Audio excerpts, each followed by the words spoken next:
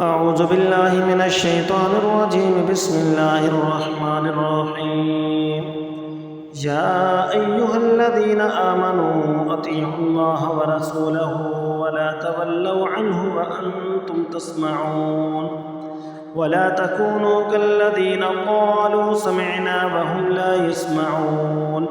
إن شر الدواب عند الله الصم البكم الذين لا يعقلون ولو علم الله فيهم خيرا لأسمعهم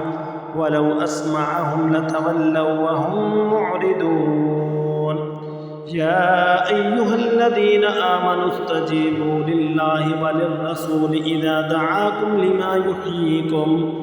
واعلموا أن الله يحول بين المرء وقلبه وأنه إليه تحشرون واتقوا فتنة لا تصيبن الذين ظلموا منكم خاصة واعلموا أن الله شديد العقاب واذكروا إذ أنتم قليل مستضعفون في الأرض تخافون أن يتخطفكم الناس فآواكم وأيدكم بنصره ورزقكم من الطيبات لعلكم تشكرون يا أيها الذين آمنوا لا تخونوا الله والرسول وتخونوا أماناتكم وأنتم تعلمون واعلموا أنما أموالكم وأولادكم فتنة وأن الله عنده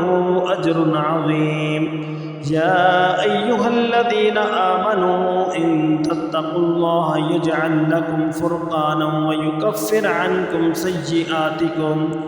سيئاتكم ويغفر لكم والله ذو الفضل العظيم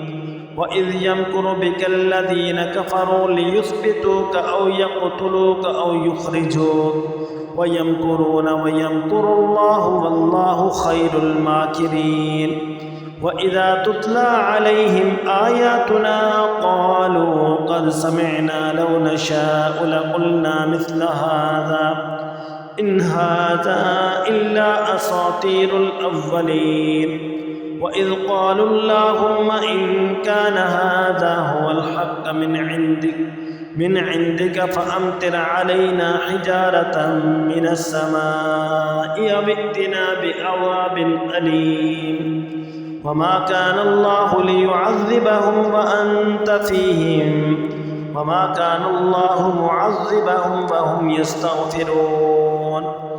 وما لهم ألا يعذبهم الله وهم يصدون عن المسجد الحرام وما كانوا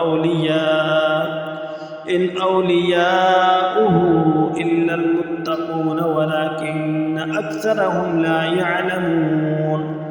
وما كان صلاتهم عند البيت إلا مكاء وتصدية فذوقوا العذاب بما كنتم تكفرون إن الذين كفروا ينفقون أموالهم ليصدوا عن سبيل الله فسينفقونها ثم تكون عليهم حسرة ثم يغلبون والذين كفروا إلى جهنم يحشرون ليميز الله الخبيث من الطيب ويجعل الخبيث بعده على بعد فيركمه جميعا فيجعله في جهنم أولئك هم الخاسرون قل للذين كفروا إن ينتهوا يغفر لهم ما قد سلف وإن يعودوا فقد مضت سنة الأولين فقاتلوهم حتى لا تكون فتنة ويكون الدين كله لله فإن انتهوا فإن الله بما يعملون بصير وإن تولوا فاعلموا أن الله مولاكم نعم المولى ونعم النصير